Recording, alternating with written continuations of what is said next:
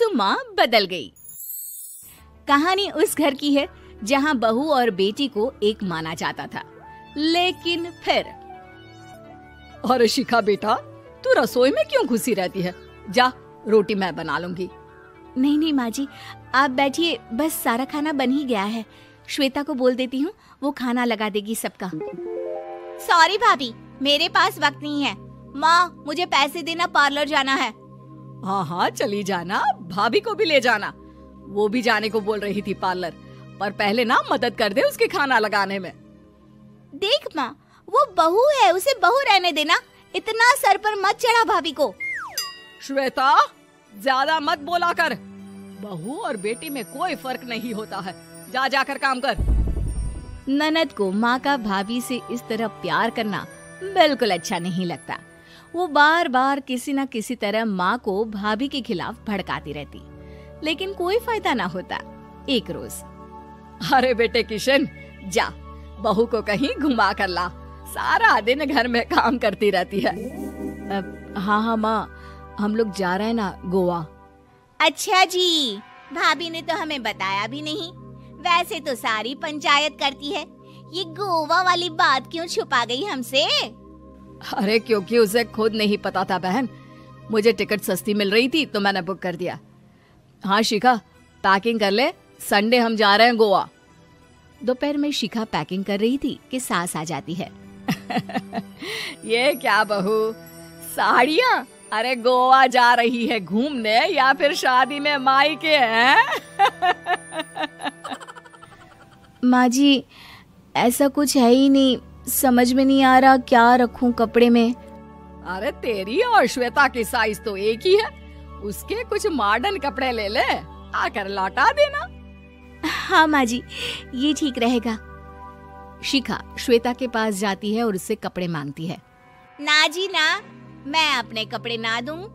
वैसे भी फैल जाएंगे मेरे कपड़े, बहुत महंगे वाले हैं। शिखा मुंह लटकाकर कमरे में आ जाती है तो सास कहती है, चल तैयार हो जा, तुझे मैं शॉपिंग करा कर लाती हूँ गोवा की। बस फिर क्या था, सास बहू निकल जाते हैं मार्केट और एक से बढ़कर एक ड्रेस खरीद कर घर आते हैं। पहले बता देती कि नए कपड़े दिलाने वाली है भाभी को, तो मैं अपने ही दे देती ना भाभी को, मुझे दिला देती नए कपड़े। देख श्वेता, परिवार का मतलब सबके साथ रहना होता है, ना कि सिर्फ अपना सोचना। वैसे भी तुझे अच्छे संस्कार सीखने चाहिए। और रही बात कपड़ों की, तो शिखा, आज से घर पर भी तू मॉडर्न कपड़े ही पहनेगी। कोई जरूरत नहीं है ये साड़ी वाड़ी लपेटने की। अब क्या था, घर पर श्वेता और शिखा एक जैसे रहते। एक बार पड़ोसन आती है। अरे बेटा, अपनी माँ को तो बुलाना, जरा बात करनी है। शिखा सास को बताती है और रसोई में चली जाती है। ये आपकी बेटी बहुत बड़ी हो गई है, इसके लिए एक रिश्ता है, कहो तो बता दूं। ये बेटी नहीं बहू है, घर में सब एक जैसा ही रहता है। वैसे मेरी बेटी भी बड़ी हो गई है, कोई रिश्ता हो तो जरूर बताना। पड़ोसन रिश्ता लेकर उन लोगों के घर आती है। तब श्वेता की होने वाली सास कहती है, तो ये घर है, कितने मंजिल का है? और ये बहू ने आपकी क्या पहन रखा है, जीन्स टॉप? अरे भाई, साड़ी वाड़ी नहीं है क्या इसके पास? देखिए, सर्दी है तो साड़ी में बहू कैसे मैनेज करती, वैसे पहनती है साड़ी भी। देखिए, हम लोग ठहरे पैसे वाले लोग, कोई कमी नहीं है हम लोगों के पास पैसों की। बहुत पैसे हैं, जमीन, नौकर चाकर, कार, सब कुछ है, लेकिन घर में संस्कारी बहू चाहिए। समझ रही हैं ना आप? सास कुछ कहती कि श्वेता बोल पड़ती है, हाय रे, नौकर चाकर से लेकर जमीन, कार, पैसा। हाँ हाँ, मुझे रिश्ता मंजूर है, मंजूर है मुझे। अरे रुक जा श्वेता, मैं बात कर रही हूँ ना। देखिए, हम लोगों के घर इतनी आजादी नहीं मिलेगी। अरे हाँ कर देना माँ, हाँ कर दे जल्दी से। सास क्या करती, बेटी की शादी ऐसे घर में कर देती है जहाँ ना उनके विचार मिलते हैं और ना ही आचार। शादी के बाद एक रोज फोन पर, श्वेता बेटा, एक बार घर आ जा, बहुत दिल करता है तुझे देखने का। माँ, वो घर पर बहुत काम होता है, कैसे आऊँ? बड़ा घर है, लेकिन आने जाने वालों की लाइन ही लगी रहती है। बेटा मैं तो जानती थी उस घर का हाल, लेकिन तू ही नहीं मान रही थी। माँ देख, हर घर का यही हाल है। तेरी बेटी को यहाँ घूंघट हटाने की परमिशन नहीं है और एक तरफ भाभी स्कर्ट पहनकर घूम रही है। बेटा मुझे क्या पता था कि मेरी बेटी को ससुराल के नाम पर पिंजरा मिल जाएगा। अच्छा माँ, फोन रखती हूँ, सास को गर्मा गर्म रोटी खिलानी है। तुम लोगों की तरह नहीं कि एक रोटी बनाओ, एक सब्जी बनाओ, फिर सारा दिन फ्री होकर घूमो। सास फोन तो रख देती है, लेकिन सोच में पड़ जाती है कि एक तरफ बेटी जिसे कोई आजादी नहीं, वहीं दूसरी तरफ बहू जिसे देखकर लगता ही नहीं कि उसकी शादी भी हुई है। अगले रोज। शिखा, अरे ओ शिखा। हाँ माँ, क्या हुआ? कुछ चाहिए आपको? मैं जिम जा रही थी। जिम के कपड़ों में बहू को देखकर सास को घूंघट में अपनी बेटी का ख्याल आता है। देख बहू, घर में बहू की तरह रहा कर। इतने टाइट कपड़े पहनकर जिम जाना पसंद नहीं मुझे। जा जाकर रोटी बना। रोटी? माँ अभी तो शाम की 6 बजे हैं, इस वक्त रोटी? अब क्या मेरे खाने पीने पर भी पहरा है? अरे जब मर्जी तब मैं अपने घर में खा भी नहीं सकती क्या? बहू को अजीब लगता है। वो समझ नहीं पाती कि जो सास कल तक इतनी सपोर्टिव थी, उन्हें अचानक से क्या हो गया। वो किचन में जाती है, गरम रोटी के साथ 2 तरह की सब्जी, रायता, सलाद सब लेकर सास के पास आती है।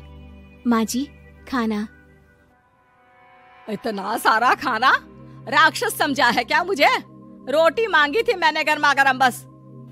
पर माँ जी, रोटी खाती किससे आप? सब्जी तो बनानी थी ना। अरे भूख मर गई मेरी तेरी बहस से। जा जाकर काम कर, अंदर पूरी रसोई साफ कर। बहू अंदर चली जाती है। थोड़ी देर में श्वेता घर आती है। अरे शिखा, जल्दी से चाय ला, पकवान बना, मेरी बेटी आई है। अरे नहीं नहीं माँ, ड्राइवर बाहर खड़ा है। मैं तो घर का कोई सामान खरीदने के बहाने यहाँ आ गई हूँ, मुझे जाना होगा। अरे बेटा, पर कितने दिनों बाद देख रही हूँ तुझे, रहने आ जाना 2-4 दिन के लिए। आ जाऊंगी माँ, जब मेरी सास मरेगी तब। मैं तो रोज मन्नत मानती हूँ कि मेरी सास मर जाए तो अच्छा है। अच्छा चल, जा रही हूँ माँ। हे भगवान, कैसे कैसे दिन देखने पड़ रहे हैं मेरी बेटी को। सास अंदर जाती है, जहाँ श्वेता की जिम वाली सहेली का फोन आया होता है।